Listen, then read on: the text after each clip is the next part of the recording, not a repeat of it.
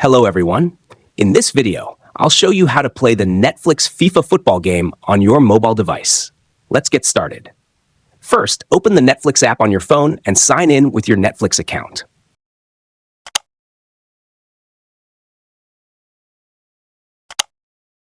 Once you're logged in, go to the Games section.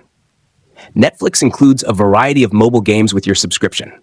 Now, look for the FIFA football game in the list of available games. If you can't find it in the Netflix app, open the Google Play Store on Android or the App Store on iPhone and search for Netflix FIFA Football or the game's official name.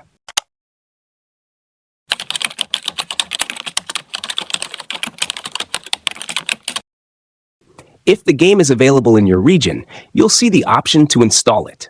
Tap Install or Get, then wait for the download to finish.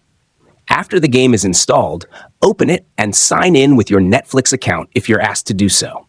Once you're signed in, you can start playing the game without making any additional purchase, as long as you have an active Netflix subscription.